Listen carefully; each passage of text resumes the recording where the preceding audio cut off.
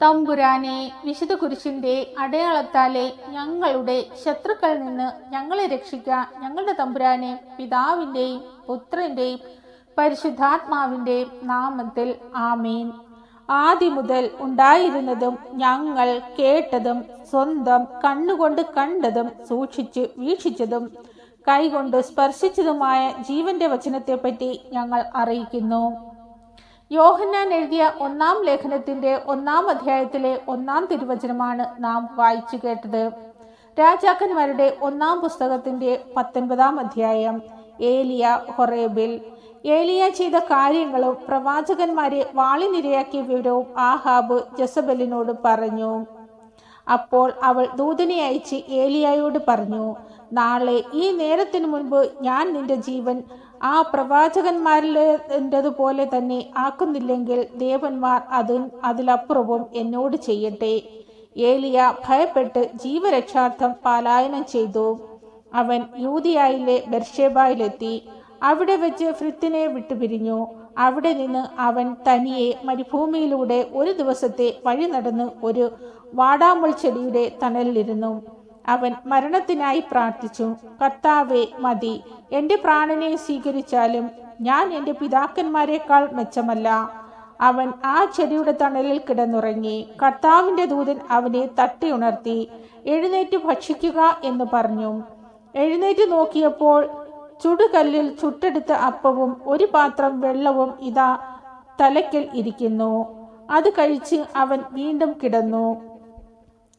കർത്താവിന്റെ ദൂതൻ വീണ്ടും അവനെ തട്ടി ഉണർത്തി പറഞ്ഞു, എഴുന്നേറ്റ് ഭക്ഷിക്കുക, അല്ലെങ്കിൽ യാത്ര ദുഷ്കരമായിരിക്കും. അവൻ എഴുന്നേറ്റു ഭക്ഷണപാനീയങ്ങൾ കഴിച്ചു. അതിന്റെ ശക്തി കൊണ്ട് 40 രാവും 40 പകലും നടന്നു. കർത്താവിന്റെ മലയായ ഹൊറേബിലെത്തി. അവൻ അവിടെ ഒരു ഗുഹയിൽ വസിച്ചു. അവിടെ വെച്ച് കർത്താവിന്റെ സ്വരം അവൻ ശ്രവിച്ചു. ഏലിയ, നീ ഇവിടെ എന്തു ചെയ്യുന്നു? ഏലിയ ഉത്തരം പറഞ്ഞു, സൈന്യങ്ങളുടെ ദൈവമായ കർത്താവിനെ പ്രതിയുള്ള തീഷ്ണതയാൽ ഞാൻ ജ്വലിക്കുകയാണ്. ഇസ്രായേൽ ജനം അവിടുത്തെ ഉടമ്പടി ലംഘിച്ചു. അവർ അങ്ങയുടെ ബലിപീഠങ്ങൾ തകർക്കുകയും അങ്ങയുടെ പ്രവാചകന്മാരെ വാളിനിരയാക്കുകയും ചെയ്തു. ഞാൻ മാത്രമേ ശേഷിച്ചിട്ടുള്ളൂ. എൻ്റെ ജീവനെയും അവർ വേട്ടയാടുകയാണ്. നീ ചെന്ന് മലയിൽ കർത്താവിൻ്റെ സന്നിധിയിൽ നിൽക്കുക. അവിടുന്ന് അരുൾ ചെയ്തു. കർത്താവ് കടന്നുപോയി. അവിടുത്തെ മുൻപിൽ മലകൾ പിളർന്നു, പാറകൾ തകർത്തുകൊണ്ട് കൊടുങ്കാറ്റടിച്ചു. കൊടുങ്കാറ്റിൽ കർത്താവില്ലായിരുന്നു. കൊടുങ്കാറ്റ് കഴിഞ്ഞു ഭൂകമ്പമുണ്ടായി. ഭൂകമ്പത്തിലും കർത്താവില്ലായിരുന്നു. ഭൂകമ്പത്തിന് ശേഷം അഗ്നിയുണ്ടായി. അഗ്നിയിലും കർത്താവില്ലായിരുന്നു. അഗ്നി അടങ്ങിയപ്പോൾ ഒരു മൃദുസ്വരം കേട്ടു. അപ്പോൾ ഏലിയ മേലങ്കി കൊണ്ട് മുഖം മറച്ചു പുറത്തേക്ക് വന്ന് ഗുഹാമുഖത്ത് നിന്നു. അപ്പോൾ അവൻ ഒരു സ്വരം കേട്ടു, ഏലിയ, നീ ഇവിടെ എന്തു ചെയ്യുന്നു? അവൻ പ്രതിവചിച്ചു, സൈന്യങ്ങളുടെ ദൈവമായ കർത്താവിനെ പ്രതി ഞാൻ അതീവ തീഷ്ണതയാൽ ജ്വലിക്കുകയാണ്. ഇസ്രായേൽ ജനം അവിടുത്തെ ഉടമ്പടി ലംഘിച്ചു. അവർ അങ്ങയുടെ ബലിപീഠങ്ങൾ തകർക്കുകയും അങ്ങയുടെ പ്രവാചകന്മാരെ വാളിനിരയാക്കുകയും ചെയ്തു. ഞാൻ മാത്രമേ ശേഷിച്ചിട്ടുള്ളൂ. എൻ്റെയും ജീവൻ അവർ വേട്ടയാടുന്നു. കർത്താവ് കൽപ്പിച്ചു, നീ ദമാസ്കസിനടുത്തുള്ള മരുഭൂമിയിലേക്ക് മടങ്ങുക. അവിടെ ഹാസായലിനെ സിറിയ രാജാവി അഭിഷേകം ചെയ്യുക. നിംഷിയുടെ മകൻ യേഹുവിനെ ഇസ്രായേൽ രാജാവായും അബമെഹോലായിലെ ഷഫാത്തിന്റെ മകൻ ഏലീശായെ നിനക്ക് പകരം പ്രവാചകനായും അഭിഷേകം ചെയ്യുക. ഹസായേലിന്റെ വാളിൽ നിന്നും രക്ഷപ്പെടുന്നവനെ യേഹു വധിക്കും. യേഹുവിന്റെ വാളിൽ നിന്നും രക്ഷപ്പെടുന്നവനെ ഏലീശ വധിക്കും. എന്നാൽ ബാലിന്റെ മുൻപിൽ മുട്ടുമടക്കുകയോ അതിനെ ചുംബിക്കുകയോ ചെയ്യാത്ത 7000 പേരെ ഞാൻ ഇസ്രായേലിൽ അവശേഷിപ്പിക്കും. ഏലീശായെ വിളിക്കുന്നു. ഏലിയ അവിടെ നിന്നും പുറപ്പെട്ട് 12 ഏർ കാള ഉഴുതുകൊണ്ടിരിക്കുന്ന സ്ഥലത്ത് അവൻ ഷഫാത്തിന്റെ മകൻ ഏലീശായെ കണ്ടു. അവൻ 12ാമത്തെ നിറത്തിലായിരുന്നു. ഏലിയ അവന്റെ സമീപത്തു കൂടെ കടന്നു പോകുമ്പോൾ തന്റെ മേലങ്കി അവന്റെ മേലിട്ടു. ഉടനെ അവൻ കാളകളെ വിട്ട് ഏലിയായുടെ പിന്നാലെ ഓടിച്ചെന്ന് പറഞ്ഞു, മാതാപിതാക്കന്മാരെ ചുംബിച്ച് യാത്ര പറഞ്ഞിട്ട് ഞാൻ അങ്ങയെ അനുഗമിക്കാം. ഏലിയ പറഞ്ഞു, പോയിക്കൊള്ളൂ, ഞാൻ നിന്നോട് എന്തു ചെയ്തു? അവൻ മടങ്ങിച്ചെന്നു ഒരേർ കാളയെ കൊന്ന് കലപ്പ കത്തിച്ച് മാംസം വേവിച്ച് ജനത്തിന് കൊടുത്തു. അവർ ഭക്ഷിച്ചു. ഏലീശ ഏലിയായെ അനുഗമിച്ച് അവന്റെ ശുശ്രൂഷകനായി തീർന്നു. രാജാക്കന്മാരുടെ 1-ാം പുസ്തകത്തിന്റെ 20-ാം അധ്യായം. സിറിയയുമായി യുദ്ധം. സിറിയ രാജാവായ ബെൻഹദാദ് പടയൊരുക്കി. 32 നാടുവാഴികൾ തങ്ങളുടെ കുതിരകളോടും രഥങ്ങളോടും കൂടെ അവന്റെ പക്ഷം ചേർന്നു. അവൻ ചെന്ന് സമരിയായെ വളഞ്ഞ് ആക്രമിച്ചു. അവൻ പട്ടണത്തിലേക്ക് ദൂതന്മാരെ അയച്ച് ഇസ്രായേൽ രാജാവായ ആഹാബിനെ അറിയിച്ചു. ബെൻഹദാദ് അറിയിക്കുന്നു, നിന്റെ വെള്ളിയും സ്വർണവും എന്റേതാണ്, നിന്റെ സുന്ദരികളായ ഭാര്യമാരും മക്കളും എനിക്കുള്ളതാണ്. ഇസ്രായേൽ രാജാവ് പറഞ്ഞു, പ്രഭു, രാജാവായ അങ്ങ് പറയുന്നത് പോലെ തന്നെ ഞാനും എനിക്കുള്ളതും അങ്ങയുടേതാണ്. അവന്റെ ദൂതന്മാർ വന്ന് വീണ്ടും പറഞ്ഞു, ബെൻഹദാദ് അറിയിക്കുന്നു, നിന്റെ വെള്ളിയും സ്വർണവും ഭാര്യമാരും പുത്രന്മാരും എനിക്കുള്ളതാണെന്ന് ഞാൻ പറഞ്ഞിരുന്നല്ലോ. നാളെ ഈ നേരത്തു ഞാൻ എൻ്റെ സേവകന്മാരെ അയക്കും. അവർ നിന്റെ അരമനയും സേവകന്മാരെയും വീടുകളും പരിശോധിച്ച് ഇഷ്ടമുള്ളതെല്ലാം എടുത്തുകൊണ്ട് പോരും. അപ്പോൾ ഇസ്രായേൽ രാജാവ് എല്ലാ ശ്രേഷ്ഠന്മാരെയും വിളിച്ചുകൂട്ടി പറഞ്ഞു, ഇതാ, ഇവൻ നമ്മെ നശിപ്പിക്കാൻ ഒരുങ്ങുന്നു. അവൻ ദൂതന്മാരെ അയച്ച് എൻ്റെ ഭാര്യമാർ, കുഞ്ഞുങ്ങൾ, വെള്ളി, സ്വർണം ഇവയെല്ലാം ആവശ്യപ്പെട്ടു. ഞാൻ എതിർത്തില്ല. ശ്രേഷ്ഠന്മാരും ജനവും പറഞ്ഞു, അവൻ പറയുന്നത് കേൾക്കരുത്, സമ്മതിക്കുകയും അരുത്. അതിനാൽ ആഹാബ് ബെൻഹദാദിന്റെ ദൂതന്മാരോട് പറഞ്ഞു, എൻ്റെ യജമാനനായ രാജാവിനെ അറിയിക്കുക, ഈ ദാസനോട് ആദ്യം ആവശ്യപ്പെട്ടതെല്ലാം ഞാൻ ചെയ്യാം. എന്നാൽ ഇത് സാധ്യമല്ല. ദൂതന്മാർ മടങ്ങിച്ചെന്ന് വിവരമറിയിച്ചു. ബെൻഹദാദ് വീണ്ടും പറഞ്ഞയച്ചു, എൻ്റെ അനുയായികൾക്ക് ഒരു പിടി വാരാൻ സമരിയായിലെ മണ്ണ് തികഞ്ഞാൽ ദേവന്മാർ എന്നെ കഠിനമായി ശിക്ഷിക്കട്ടെ. ഇസ്രായേൽ രാജാവ് പറഞ്ഞു, ബെൻഹദാദ് രാജാവിനോട് പറയുക, പടയ്ക്ക് മുൻപിലല്ല പിൻപിലാണ് വമ്പ് പറയേണ്ടത്. ബെൻഹദാദും നാടുവാഴികളും കൂടാരങ്ങളിൽ കുടിച്ചു മതിക്കുമ്പോഴാണ് ആഹാബിന്റെ മറുപടി ലഭിച്ചത്. ഉടനെ അവൻ സൈന്യത്തിന് പുറപ്പെടാൻ ആജ്ഞ നൽകി. അവർ നഗരത്തിനെതിരെ നിലയുറപ്പിച്ചു. അപ്പോൾ ഒരു പ്രവാചകൻ ഇസ്രായേൽ രാജാവായ ആഹാബിനെ സമീപിച്ചു പറഞ്ഞു, കർത്താവ് അരുൾ ചെയ്യുന്നു, ഈ മഹാസൈന്യത്തെ നീ കണ്ടില്ലേ? അതിൻ്റെ മേൽ നിനക്ക് ഞാൻ ഇന്ന് വിജയം നൽകും. ഞാനാണ് കർത്താവ് എന്ന് നീ അറിയും. ആഹാബ് ചോദിച്ചു, ആരാണ് പൊരുതുക? പ്രവാചകൻ പറഞ്ഞു, കർത്താവ് കൽപ്പിക്കുന്നു, ദേശാധിപതികളുടെ സേവകന്മാർ യുദ്ധം ചെയ്യട്ടെ. ആഹാബ് ചോദിച്ചു, ആരാണ് തുടങ്ങേണ്ടത്? നീ തന്നെ. പ്രവാചകൻ പ്രതിവചിച്ചു. രാജാവ് ദേശാധിപതികളുടെ സേവകന്മാരെ അണിനിരത്തി. അവർ 232 പേരുണ്ടായിരുന്നു.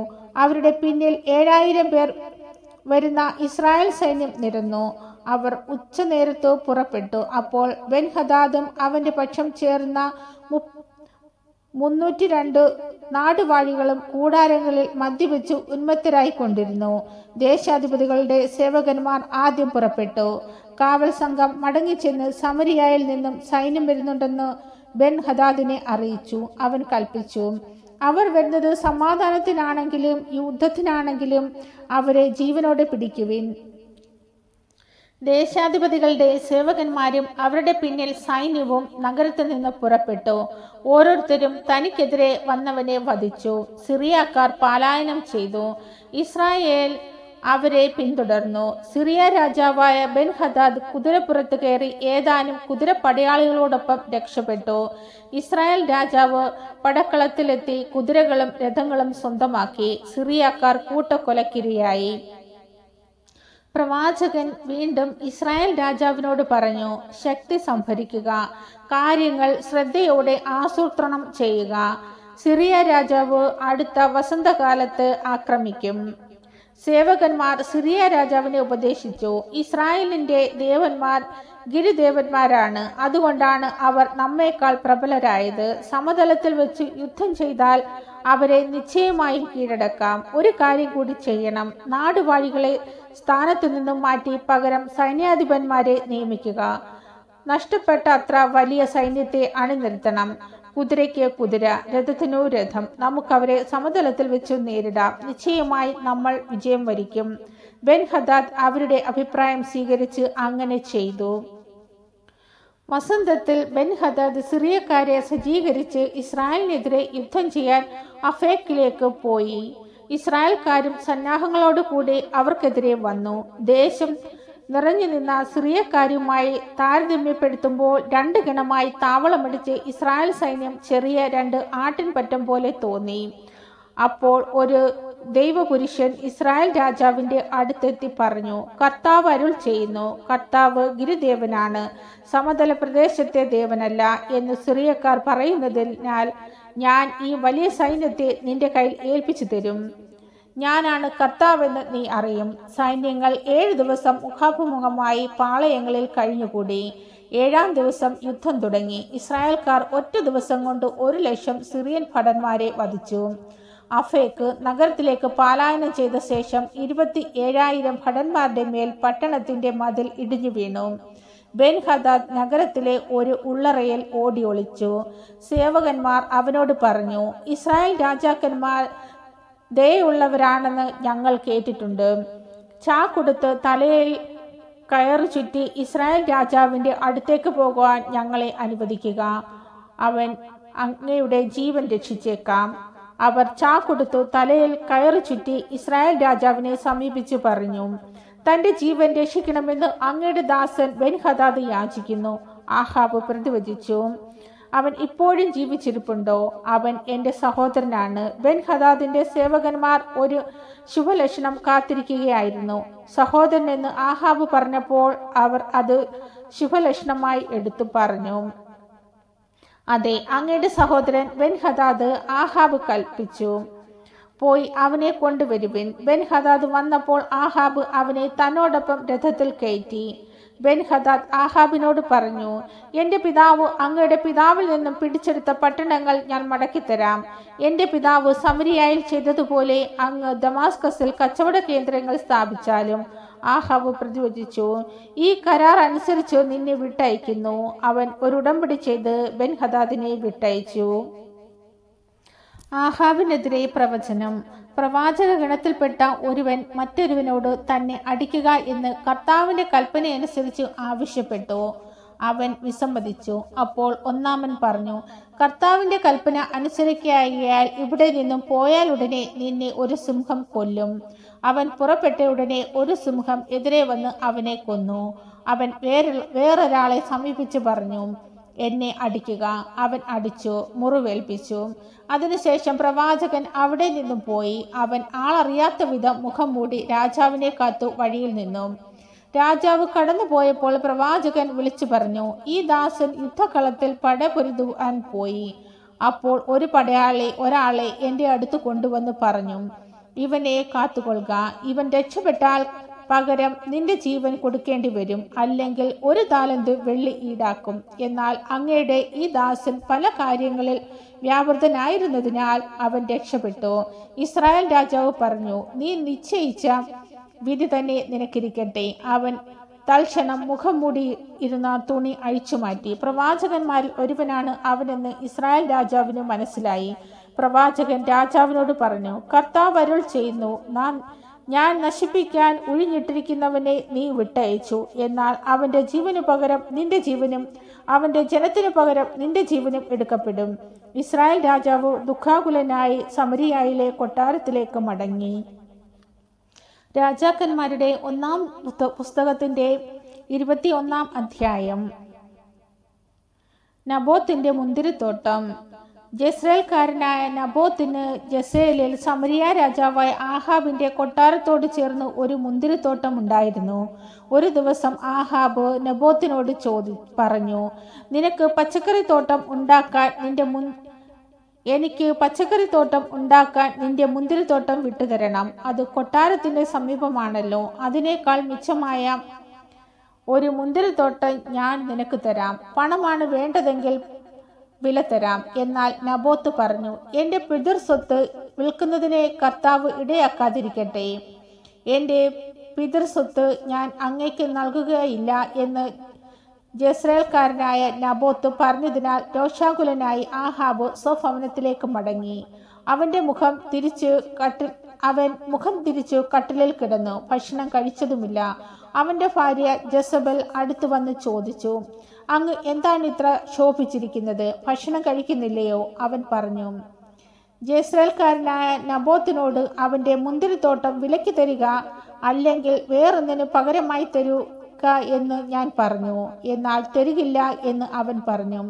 ജസബൽ പറഞ്ഞു, അങ്ങാണോ ഇസ്രായേൽ ഭരിക്കുന്നത്? എഴുന്നേറ്റ് ഭക്ഷണം കഴിച്ചു സന്തുഷ്ടനായിരിക്കുക. ജസ്രയേൽക്കാരനായ നബോത്തിന്റെ മുന്തിരിത്തോട്ടം ഞാൻ അങ്ങേക്ക് തരും. അവൾ ആഹാബിന്റെ പേരും മുദ്രയും വെച്ച നഗരത്തിൽ നബോത്തിനോടൊപ്പം വസിക്കുന്ന ശ്രേഷ്ഠന്മാർക്കും പ്രഭുക്കന്മാർക്കും കത്തയച്ചു. അതിൽ ഇങ്ങനെ എഴുതിയിരിക്കുന്നു, നിങ്ങൾ ഒരു ഉപവാസം പ്രഖ്യാപിക്കുക, ജനത്തെ വിളിച്ചുകൂട്ടി അവിടെ നബോത്തിനെ പ്രധാന സ്ഥാനത്തിരുത്തുകയും ചെയ്യുവിൻ. അവനെതിരായി 2 നീചന്മാരെ കൊണ്ടുവരുവിൻ. നബോത്ത് ദൈവത്തിനും രാജാവിനും എതിരായി ദൂഷണം പറഞ്ഞു എന്ന് അവർ കള്ളസാക്ഷ്യം പറയട്ടെ. അപ്പോൾ അവനെ പുറത്തു കൊണ്ടുപോയി കല്ലെറിഞ്ഞു കൊല്ലുവിൻ. പട്ടണത്തിലെ ശ്രേഷ്ഠന്മാരും പ്രഭുക്കന്മാരും ജസബൽ എഴുതിയതുപോലെ പ്രവർത്തിച്ചു. അവർ ഉപവാസം പ്രഖ്യാപിച്ചു, ജനത്തെ വിളിച്ചുകൂട്ടി, നബോത്തിനെ പ്രധാന സ്ഥാനത്തിരുത്തി. നീചന്മാർ ഇരുവരും അവനെതിരെ ഇരുന്നു. ഇവൻ ദൈവദൂഷണവും രാജദൂഷണവും പറഞ്ഞു എന്ന് അവർ ജനത്തിന്റെ മുൻപിൽ നബോത്തിനെതിരായി കുറ്റം ആരോപിച്ചു. അവർ അവനെ പട്ടണത്തിന് പുറത്തു കൊണ്ടുപോയി കല്ലെറിഞ്ഞു കൊന്നു. നബോത്തിനെ കല്ലെറിഞ്ഞു കൊന്ന വിവരം ജസബലിനെ അറിയിച്ചു. അത് കേട്ട ഉടനെ ജസബൽ ആഹാബിനോട് പറഞ്ഞു, എഴുന്നേൽക്കുക, ജസ്രയേൽക്കാരനായ നബോത്ത് വിലയ്ക്ക് തരാൻ വിസമ്മതിച്ച മുന്തിരിത്തോട്ടം കൈവശപ്പെടുത്തിക്കൊള്ളുക.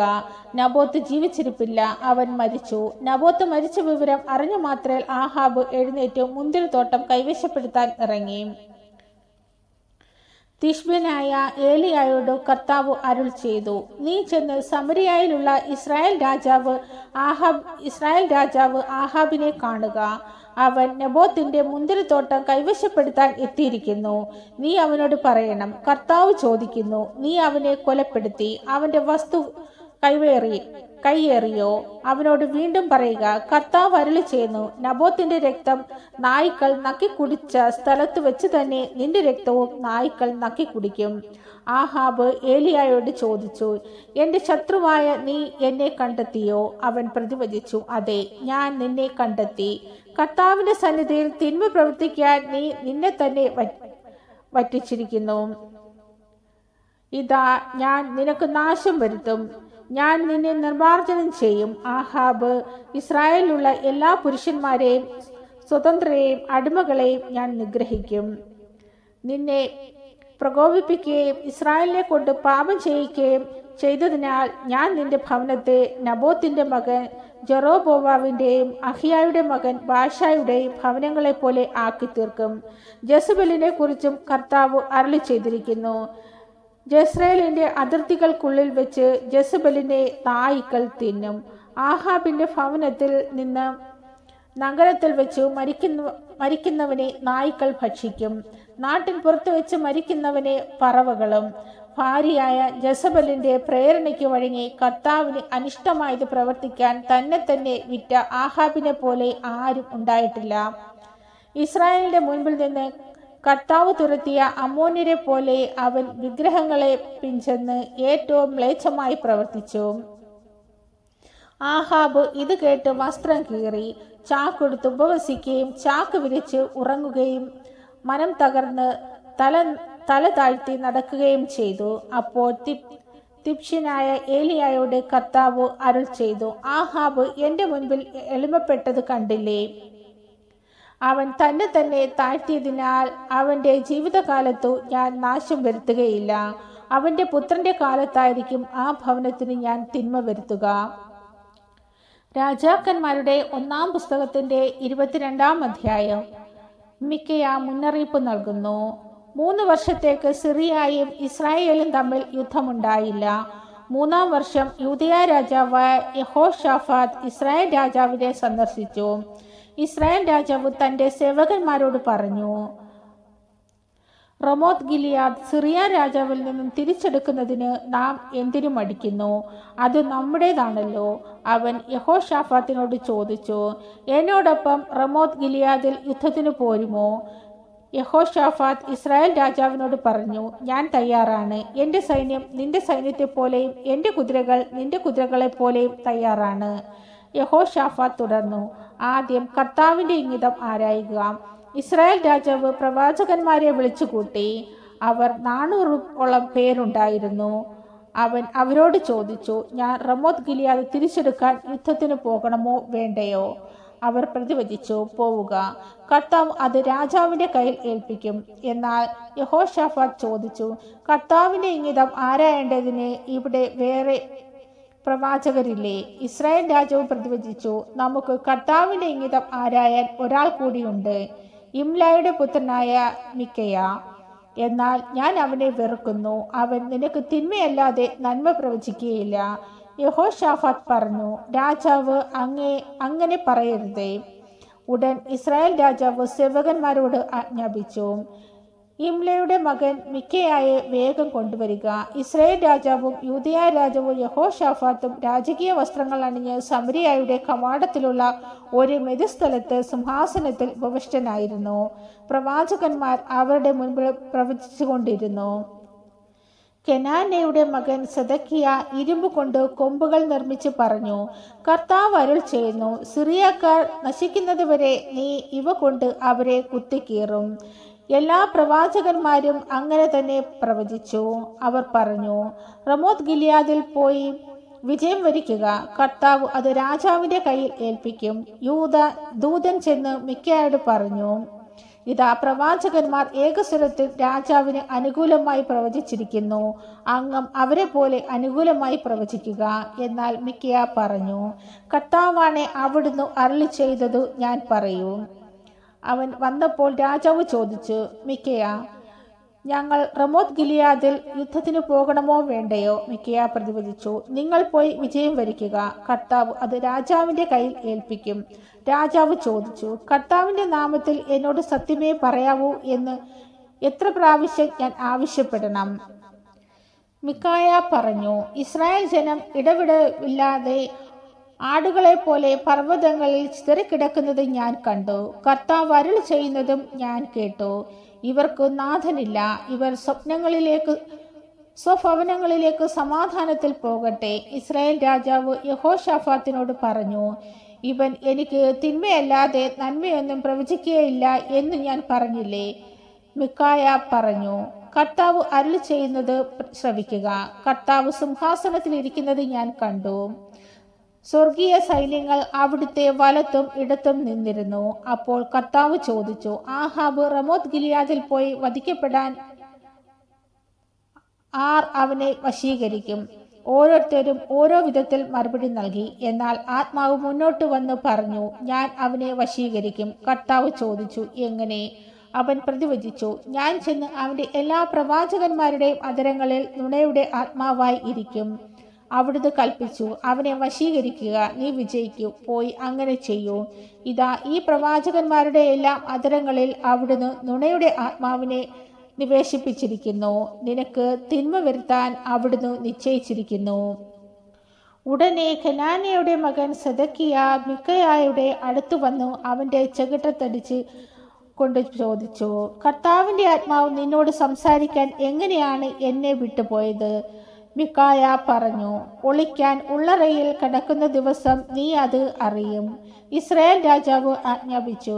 മിക്കായയെ പിടിച്ചു നഗരാധിപൻ ആമോറിൻ്റെയും രാജകുമാരൻ യോവാഷിൻ്റെയും അടുത്തേക്ക് കൊണ്ടുപോവുക. ഞാൻ വിജയിച്ചു മടങ്ങുന്നതുവരെ വളരെ കുറച്ച് ഭക്ഷണവും വെള്ളവും നൽകി ഇവനെ കാരാഗ്രഹത്തിലിടുക എന്ന് അവനോട് പറയണം. മിക്കായ പറഞ്ഞു, നീ വിജയിച്ചു മടങ്ങുകയാണെങ്കിൽ കർത്താവല്ല എന്നോട് സംസാരിച്ചത്.